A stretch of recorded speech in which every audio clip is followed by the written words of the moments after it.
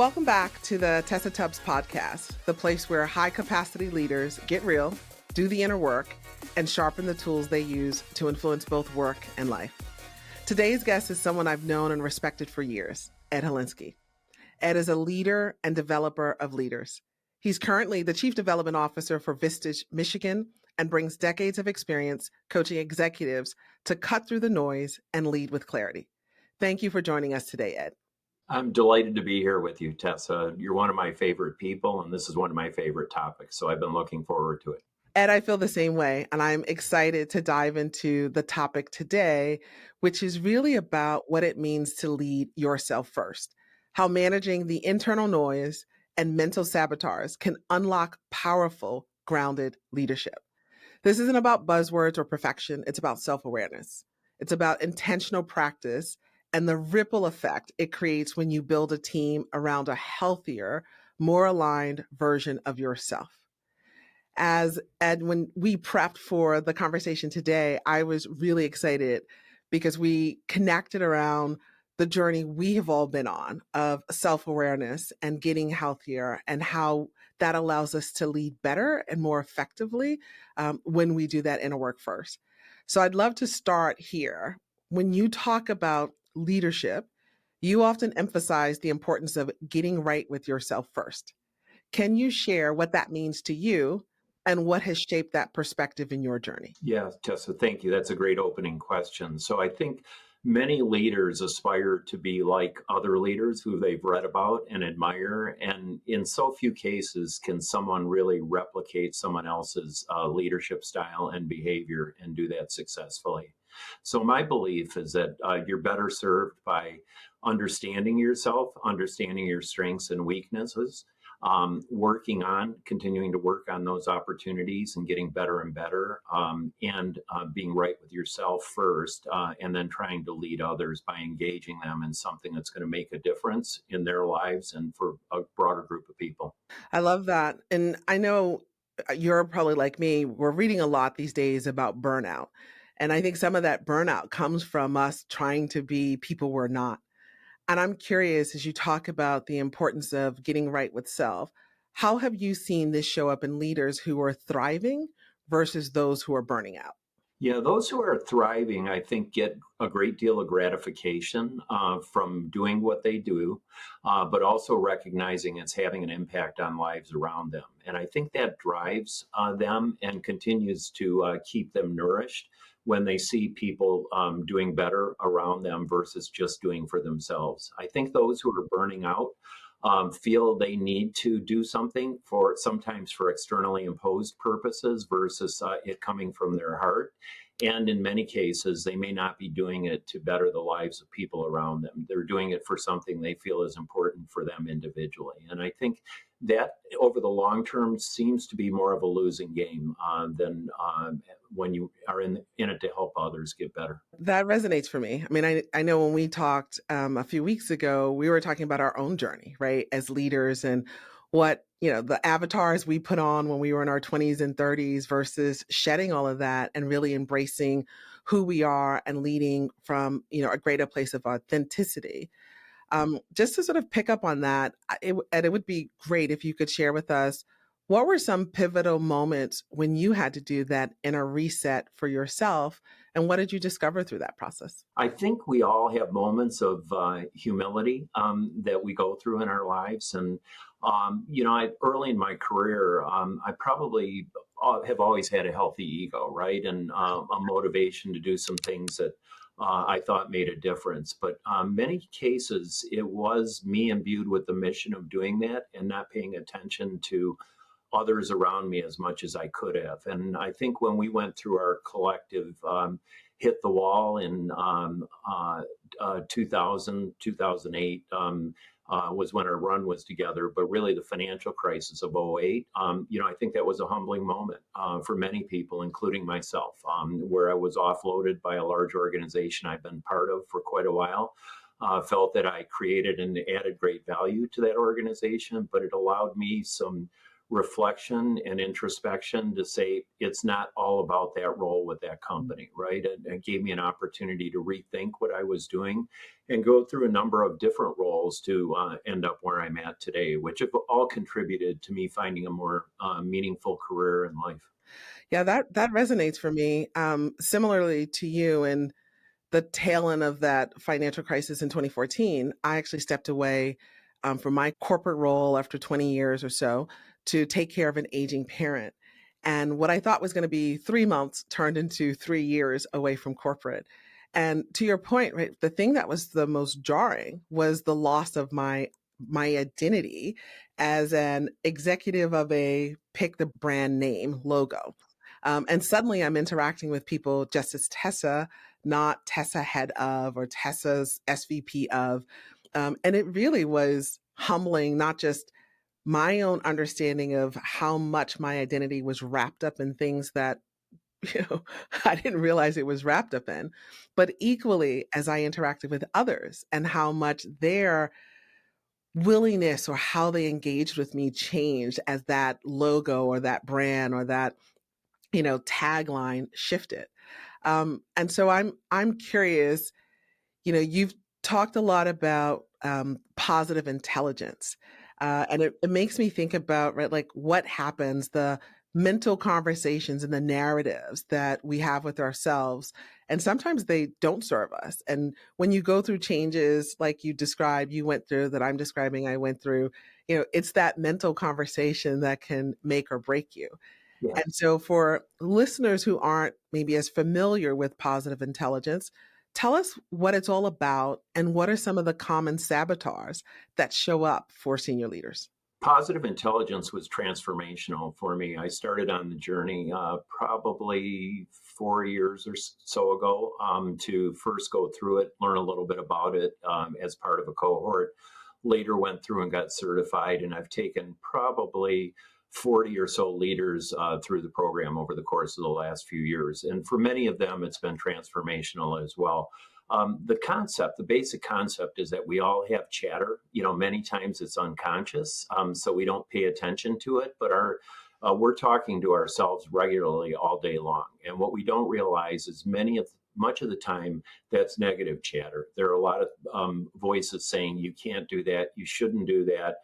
Here's the risk in that versus go for it and try it and do something different. And what positive intelligence gives people the opportunity to do is think consciously about those negative voices, recognize why they exist and where they come from in our past, and then give us the opportunity or ability to change gears, to stop and say, okay, I know that's my saboteur again.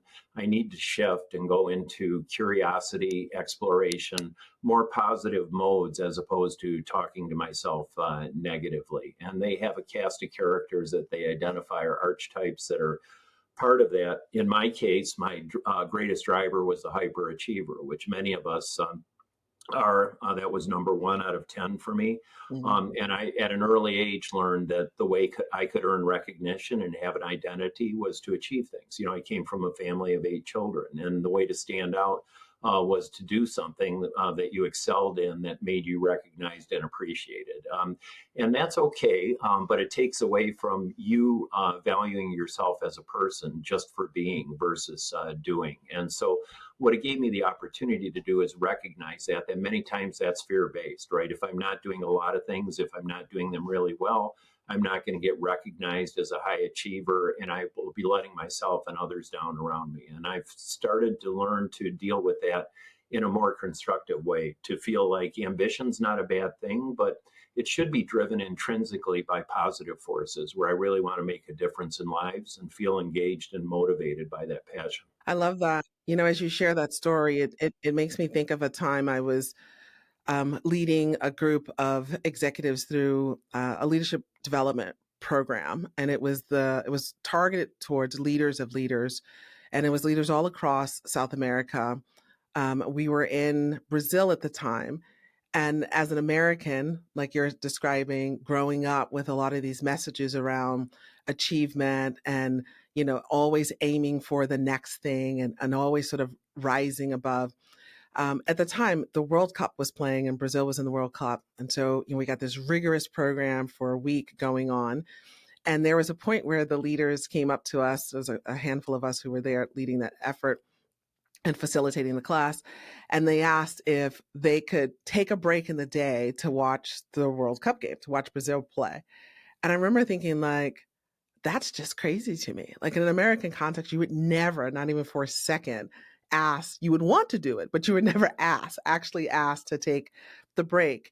And we ended up giving it to them. We worked through, like, everyone stayed later. We worked around it. But it was the first time for me, I needed that cultural experience to step back and say to myself, like, what am I really doing here? Where, like, they were still able to be good leaders, learn content, but they also built in things that created joy and fun, and they just wanted to be with one another. There was just an element of collectiveness and team spirit, and not about achievement or I'm worried that if I do this, I'm going to be penalized. It was the first time for me that there was a break in the mentality of go, go, go, climb, climb, climb. And so as you talk about these saboteurs and the messages we hold on to and how they're constantly in the back of our minds, that resonates. Yeah. What a great example. So I'm curious, I'd love for you to share, how do you help your clients identify and name their saboteurs? Yeah, so there's an assessment that positive intelligence offers, and when I put a cohort through, I'll ask them to do a self-assessment to help them have the opportunity to reflect a little bit and think about their top 2 or 3 saboteurs and why those might be their saboteurs based on the way they grew up and the way they were conditioned in the workplace, and recognizing those, what they can better do to manage them, to call them by name and to say, that's not me, that's my saboteur talking to me right now. And I can manage that and control it if I'm given the opportunity to practice that and do more positive behaviors. So it's powerful when groups go through it together as small cohorts. They get to know each other in a more intimate way than they probably would in other circumstances.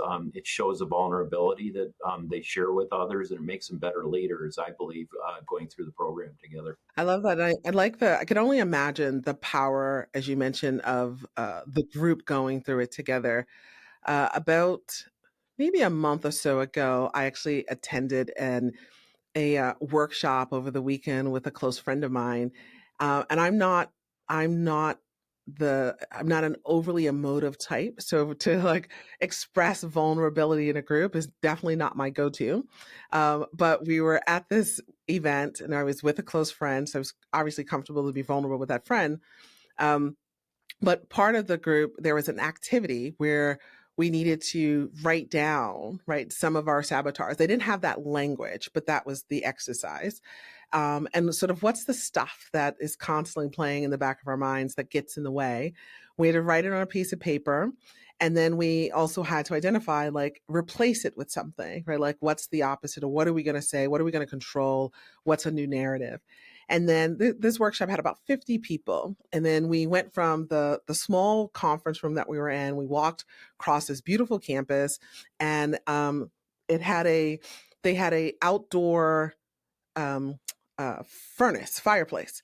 And so each person, one at a time, stood into the fireplace and described the saboteur, and they threw it into the fire, and then they proclaimed what they were replacing it with. And so I remember standing outside watching this, and I was just like, oh my gosh, this is 50 people. It's going to take a while. And it did. It took an hour and a half or so for everyone to go through.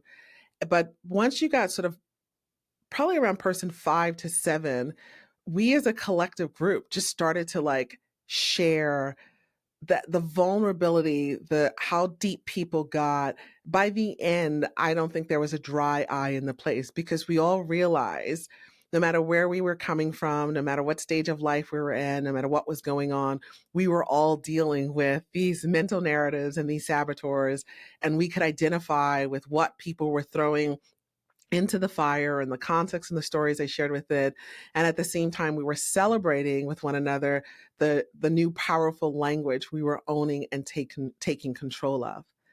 And so as you described what you do in your workshops and the power of doing it as a group, And that small experience that I went through a month or so ago, I'm curious for the listener who's out there, what's one small tangible practice they could try this week, even if they're not in a group setting, or if they are with their team or with their family.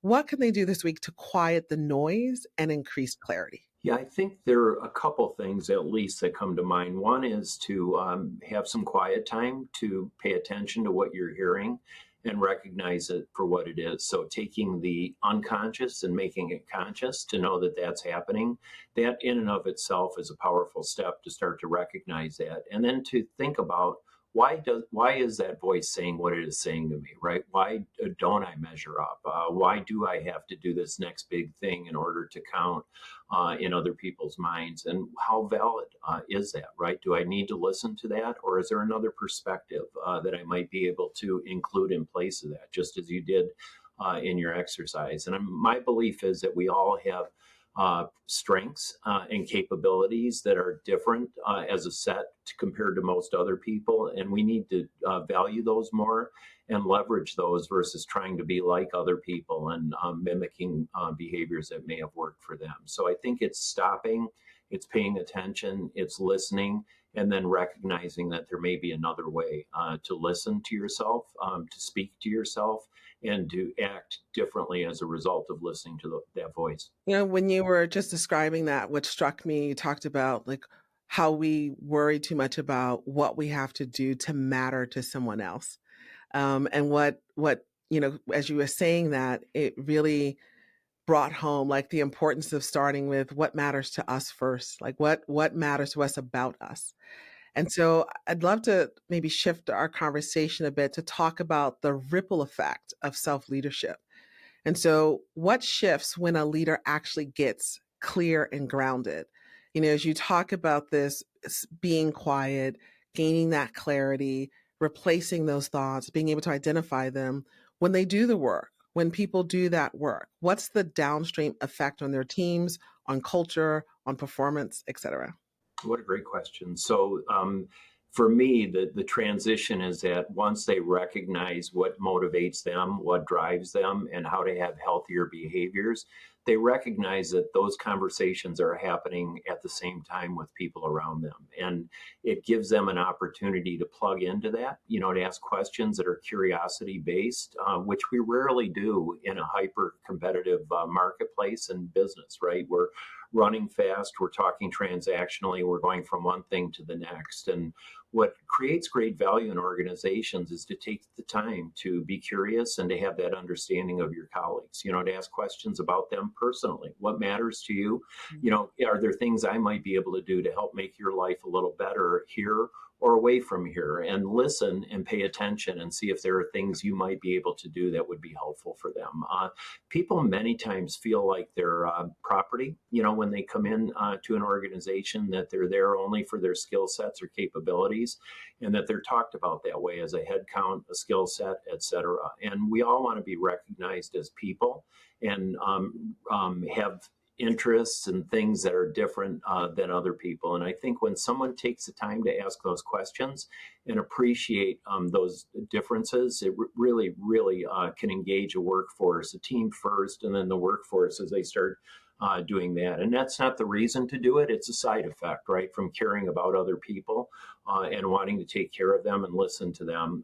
You find, surprisingly, productivity gets boosted in organizations as opposed to thinking about that as time that's wasted by not focusing on the work at hand. It's funny when you talk about that, it does bring me back to that pivotal experience I had in Brazil working with those leaders. I mean, I came back to the States really thinking, well, what would happen if we stopped pretending in the work environment that all we want to do is work, work, work, and that's all that matters, when in fact, we do have lives, we have dimensions to our personality. And what happens if we stop covering, right? Like when I think about how many moms and dads in the workplace have fictitious meetings on their calendars, just so that they can sneak out and catch a kid's performance, or they could actually take a child to a doctor's appointment and not feel like they would be penalized, as you said, because they're property, right, of their employer. Um, And I know for me, that experience in Brazil shifted how I led and how I was more forthright when I was going to pull away or I was going to sort of shut off the phone or not be on the computer because I had other dimensions of my life I was going to prioritize. And it made room for others around me to do the same. And so, to your point, it created the space for the whole self to come to the work environment and for it to normalize that we're all managing a broad portfolio of responsibilities and different hats. We're not just leaders and team members, but we're moms and dads and sons and daughters and partners and the host of things. So I that really resonates for me as you're talking about the downstream effect and what happens when we not only take time to care for ourselves, but we take time to care for others. I think it's causing me to reflect on our time together. And I think growing up in financial services, and particularly in New York, that's a training ground, right, for putting aside the whole person, right? Because so much of what we did and how we were measured was based on how we dressed, what we said, who we hung out with, right? All these external factors where people look at that and say, wow, I like that person or I don't like that person without knowing who that person is, right? Because we didn't take the time to do that. So it took me a while to recognize that. It took me a while to unpack that and say, I'm not who I am because of the way I dress, because of the way I speak, or even because of the project I just completed. I am who I am because of what I believe, the values that are important to me, and because of the way I like to connect with other people. I love that. And you're right. Working in New York City, I mean, quintessential time is money, right? So if you weren't figuring out a way to create money, you were wasting time, right? So I love the bursting of the bubble you just did there. I'm curious, right? Because as we're talking through this, I mean, the truth of the matter is, if someone was saying to this to me when I was, in my 20s and 30s, I'm not sure I would have bought it as much. I'm not sure I would have heard it. But I would have been curious, but not trusting. And so, what would you say to someone who feels like they don't have time for this kind of reflection? They're not sure that this is legit. What would you say to them, knowing what you know today? I think we all find our way at a time that's appropriate for us on our journey. And I'm with you. I don't know that I would have heard this message and taken it to heart in my 20s or 30s, right? So I think the best you can do is to model the behavior so that someone might look at that at some point and say, I want to be a little more like Tessa, right? I wonder what makes her tick. And be curious enough to ask some questions about your belief set, right? Your assumptions that sit under the behaviors, and want to learn a little bit more in a way where they might apply that for themselves. But it is there is a maturing, I think, that goes on that we recognize now, right, at a certain stage in Right. our career. Sometimes you need to get knocked around a little bit to really appreciate some of the things that we're talking about. But the seeds can be planted early on, and people can see what healthy behavior looks like versus unhealthy behavior, and wonder enough about why that is to start looking into it and learning for themselves. Yeah, I think that's spot on, right? Because as you're talking about role modeling, I mean, how many times in our careers were there people who role modeled well that were like, okay, this is what I want to channel and what I want to be like. And I think of a guy, Greg, who I worked for in the oil and gas space, and he was just really good about appreciating effort. And I was coming from, New York trained mindset of I reward results, I don't reward effort, right? And I saw how empowering he was to a workforce when he took the time to acknowledge, I know you're leaning in. I know you're working late hours. I appreciate what you're doing to get this project across the finish line. Even taking the time to say, I want to thank your family and your loved ones for lending you to us for this long. That really connected with people. They felt seen, they felt heard in the trenches. And so, to your point, right, like having people who are role modeling high integrity, great values, what can we learn from? But I would imagine, and I know for you, similar for myself, there are also people who did not role model good intentions well. And if I go back to that sort of New York training ground, I found sometimes, people look the part, they dress the part, they talk the part. But then when you got behind closed doors, you realize, wow, right, integrity's missing, or they may be great at making money for this company, but they're horrible life partners. They're never around for their kids. They can't possibly have a decent relationship with their children.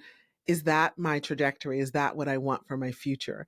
And so I'm curious, when you think about who you can learn from, both the positive role models and the negative role models, what have you taken from that as well? It's very different for me than it was early in my career. There are people that are held out as icons in the business world. For me, the best example is probably Jack Welch, right? Where he turned around GE and people hold him out as a hero, right? And the more I learned about Jack Welch, the less regard I had for him, only because what Jack did, I think, worked for GE at the time and may have been necessary, but the way in which he did it and the ripples that he left behind for other businesses have caused more damage than anyone will ever know, right? To go through force ranking and all the other things that GE institutionalized, and people looked at and said, boy, we need to be like them because they're big, and he's turned the company around. But only did people find out later on when he left nothing behind, right, to endure after he'd been a leader there. So I don't look up to people like that anymore because I think those people are elevated for a reason, right? Somebody's selling a book, somebody's making a movie, Mhm. somebody wants you to believe that they're bigger than life. I draw inspiration from people that I meet and work with every day. You and I worked with somebody I have a high degree of regard for, Jim Rush, who was the chief learning officer at Marsh, and I was inspired by Jim at the time. I continue to be, but there are others I run into where I see just that one kernel, right, of how they care about their family, how high integrity they are, what they do for their employees. And I get inspired by that, so my members inspire me, every one of them in different ways that are part of my peer advisory boards. I wouldn't have them in the group unless they had the right stuff. So there's something about the selection, but that's been terribly gratifying for me to watch what they do, why they do it, and how they improve lives around them. So I've got lots of heroes today, but for very different reasons than I did 20 years ago. That's spot on, and I share that shout out to Jim with you. He was always a wonderful role model and someone who, when I left the Marsh McLennan organization, was someone I modeled who I want to be like. The courage and the boldness he often showed in speaking truth to power, and yet the kindness and decency in which he did it in. Left an indelible fingerprint on me and shaped, right, like the kind of person I was intentional about aspiring to be. So I share that shout out with you. Thank you. For those who are listening to our conversation and want to dig in and apply this, what's one next step you'd encourage them to take? Something that can move them from the concept of this to action. Yeah, so I think for me, it would be starting to examine how authentic you are as a leader and how authentic you might like to be as a leader. So start to ask yourself questions about, am I being who I am? I heard a wonderful thing said at a meeting a couple weeks ago. They said, if you can't be who you are, where you are, change where you are, not who you are. And that stayed with me, right? That you need to be somewhere where you can be who you are, be vulnerable, be open, connect with other people. Find that place, right? If you're not there today, find a place where you feel like you can be authentic, and then work hard at it. A lot of people, when they think of authentic leadership, they use it as a cop out. They say, that's just who I am, right? And that's supposed to be enough. And that's not what I mean by authentic leadership. Authentic means being a real person, being a whole person, recognizing other people for who they are as human beings, and continuing to work at being a better leader. Authenticity is hard work, right? It's connecting with other people, getting to know them individually, sharing who you are, what's important to you, and finding ways to work together that add value for both of you. So I would say find your place. If it's not where you are today, find a place where it is, and then work hard at being the very best you can be, but not thinking about that as the achievements that you might make. Those are important, but think about what you do for other people and how you help other people to become better themselves and help their families. Well, Ed, I have really enjoyed our conversation here, and I just want to thank you for your honesty, for the depth of your insights, and the decades of learnings you have gathered and have offered to share with us today. It's exactly what I hope this podcast becomes. It's really a space for leaders to take that time to pause, reflect, reset, and as a result, rise stronger. Thank you Um, so much, Tessa. It was an honor to be with you today. Before we wrap up today, I would love to invite you to share with our listeners how they can learn more about the work you do at Vistage Michigan. Yes, thank you for that opportunity, Tessa. So Vistage is a pretty good-sized organization. We have 45,000 members in 40 countries. So most any major city that one of your listeners may be located in, we probably have chapters or groups. And it's a great opportunity for those who decide they want to take the journey to learn about themselves, learn about other leaders, practice vulnerability, and help others become better. And I've been at this now for about 5 years or so. And I love the model because it is peer advisory boards and people helping each other. And that for me is stronger in many ways than learning from people who are at the pulpit telling you the way things should be done. So I would say send one of us an email if they're interested in finding out more, or reach out to the local operations for Vistage Worldwide to learn more about their programs. Listeners, if you're interested, Google Vistage Worldwide for more information to learn about your local chapter. And in addition to that, we'll be creating a simple resource based on today's conversation. So check out the show notes for practical tools you can use to take action right away. And if you're enjoying these episodes, follow us on LinkedIn or visit www.tessatubbs.com for more tools, resources, and updates. Thanks for tuning in, and keep leading with intention.